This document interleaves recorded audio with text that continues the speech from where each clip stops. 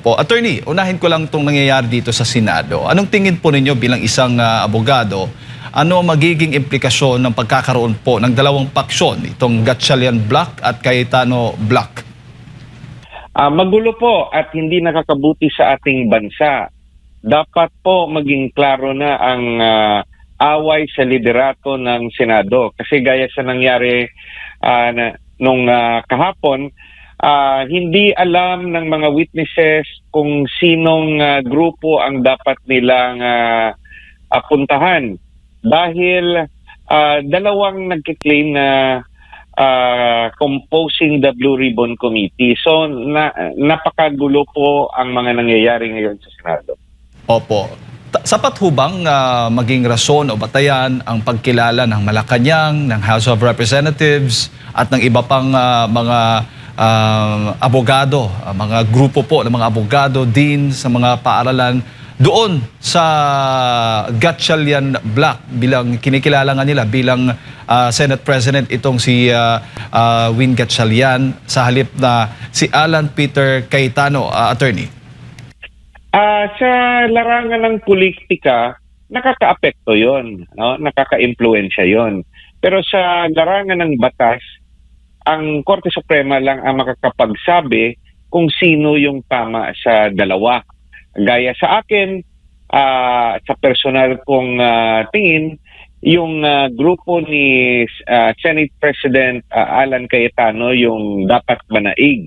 Pero personal ko lang yun na opinion. Sa mga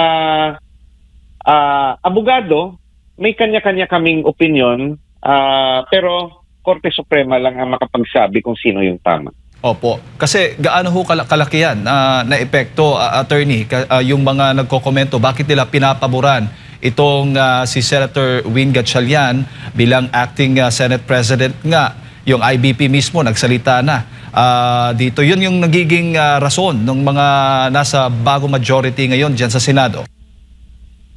Yung opinion ng liderato ng IBP ay kanilang personal na opinion. Kung tignan mo yung mga ibang miyembro ng IBP na gaya ko, gaya ni Attorney Torion, iba naman ang aming opinion. Kasama rin ang Dean ng College of Law ng Lasal, Bacolod. Sa kanyang opinion, sa nakita ko sa isang video interview, mas pinapaboran niya ang liderato ni Senator Cayetano. So, kanya-kanyang opinion at ang IBP hindi naman nagkaroon ng eleksyon tungkol sa bagay na yan. Opinion lang yon ng liderato ng IBP. Sa tingin po ninyo, dapat makialam na po ang Korte Suprema sa tensyon o gulo ngayon dyan sa Senado? Hindi lang sa Senado, sa mga malalaking issue.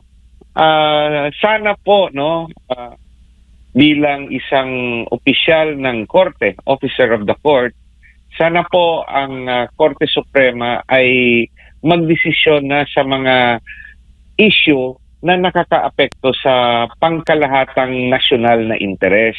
Gaya po yung jurisdiksyon ng ICC, gaya po ang legalidad ng pagpapadala kay former President Duterte sa The Hague, gaya rin po ang hinihinging desisyon ni Senator Bato de la Rosa at yung sa nangyayari ngayon sa Senado.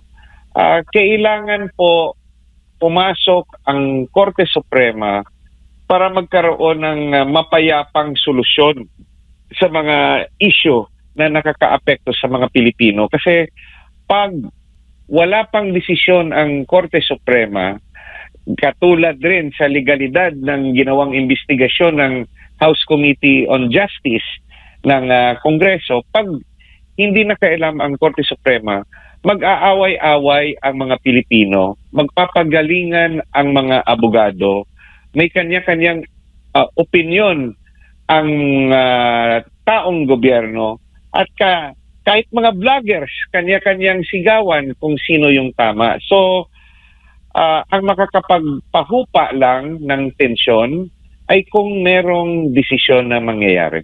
Pero sino po ang gagawa po ng move?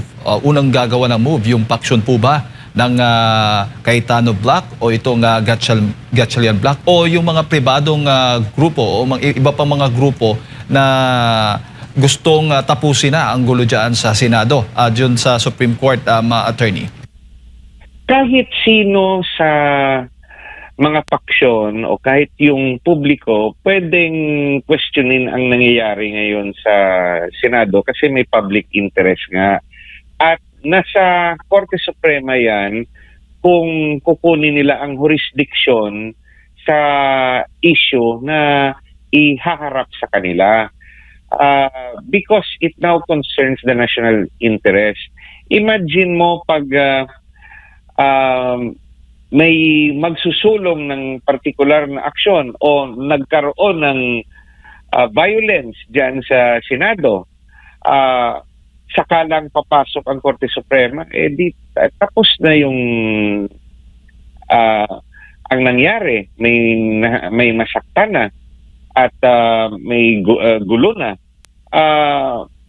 Kaya lalo na sa mga issue na meron talagang formal na final sa korte, sana po bilisan na ang pag-aral at pagbigay ng desisyon sa mga national issues. Kasi naniniwala ako na pag meron ng desisyon ng Korte Suprema, susunod naman ang mga Pilipino. Opo. Ang PDP Laban ho ba ay may balak na maghain po ng motion o petisyon dyan po sa Supreme Court para po dito sa nangyayaring gulo dyan sa Senado? Sa aking pagkakaalam, wala. No? Wala. Dahil naniniwala ang PDP Laban na yung challenger, yung iba ng let's say nag-challenge ng liderato ni Senator Cayetano, sila yung maghain ng petisyon kasi sila yung nagcha-challenge ng liderato. Wala sanang problema kung 13 yung boto. Kung 13 yung boto, klarong-klaro sa ligang batas na majority of all members of the Senate, no? Kaso pag mayroong interpretasyon na sasabihin yung bilang ng mga senador instead of 24, 22 lang. At yung botong 12 pwede na. Ano yun? Nasa labas ng konstitusyon yon at kung ano man na yung kanilang justification at kahit may sinite sila na Supreme Court decision na nakabase sa lumang konstitusyon, sila yung challenger. Sila dapat ang maghain ng kaso para questionin ang liderato ni Senator Cayetano. Opo. So ibig sabihin, attorney, hindi po applicable sa present situation po natin yung sinite po nilang jurisprudence o decision po ng Supreme Court, itong Abilino versus Cuenco case, doon po dito sa Gatchalian Black na ito. Yun nga, sa personal kong opinion, magkaiba. Pag tinignan mo yung 1935 Constitution compared sa 1987 Constitution, sa 1935 Constitution, walang ginamit na word na all. Wala. Absent yung salitang all. Pero dito sa 1987 Constitution, meron na pong nilagay ang framers of the Constitution ng salitang all. Kaya magkaiba po, no? Bakit nilagyan ng all? Kasi gustong i-emphasize ng framers of the 1987 Constitution that it will be the composition of all members, no?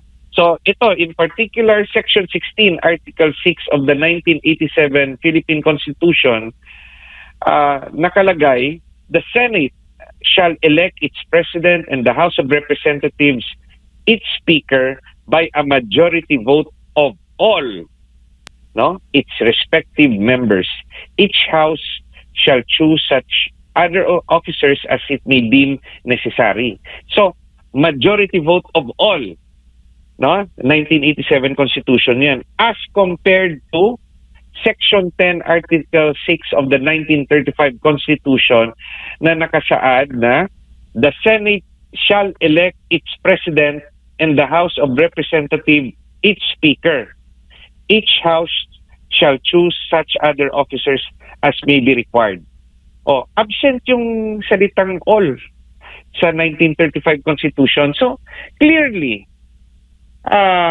yung basihan ng previous decision ng Korte Suprema ay magkaibang wordings at sa dalawang constitution na yun. So, iiba yung dating. Yung isa, yung 87, in-emphasize na dapat lahat ng miyembro. Sino ba yung present members sa ngayon? Senator Bato and Senator Jinggoy are still members of the Senate. Hindi naman sila natatanggal. Hindi naman sila patay. Hindi naman sila nag-resign. So they're still members of the Senate.